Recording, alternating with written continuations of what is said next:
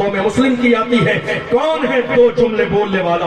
بات حضور کی عزت کی آئی. کس نے دو جملے بولے؟ بات ناموس رسالت کی آئی.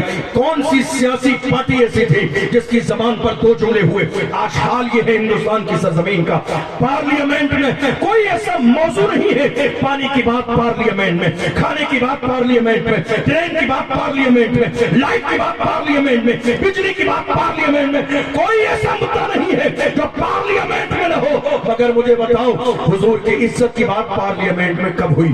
ناموس رسالت کی بات پارلیمنٹ میں کب ہوئی؟ عظمت قرآن کی بات پارلیمنٹ میں کب ہوئی؟ نکاح اور طلاق کے مسائل حل کرنے کی بات پارلیمنٹ میں کب ہوئی؟ حضور کی عزت پر بھونکنے والے کتے بھونکتے رہے. کس نے ایک جملہ میرے نبی کے لیے بولا؟ نہیں میرے عزیزوں، آؤ عہد کرو. آج کی تاریخ میں کلمہ پڑھنے والے مسلمان کوئی نعرہ لگائیں گے جو ڈاکٹر اقبال نے لگایا تھا کہ محمد سے وفا تو ہم تیرے ہیں. یہ جہاں چیز ہے کیا لوگوں کو نعرہ تکبیر، نعرہ رسالت، مسلک اعلیٰ. اے میرے عزیزوں، آج دنیا تمہیں ڈرانے اور دبانے کی کوشش کر رہی ہے. کیوں؟ چونکہ تم نے دو چیزوں پر، جو بیسک دو چیزیں سی، اس پر توجہ نہیں. نمبر ایک ملک کی سیاست، نمبر دو ایجوکیشن.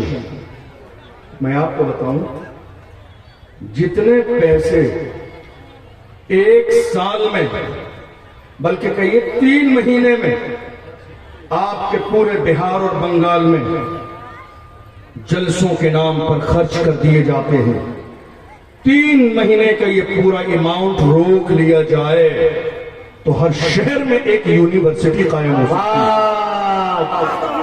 ہر شہر میں ایک یونیورسٹی قائم ہو سکتی ہے.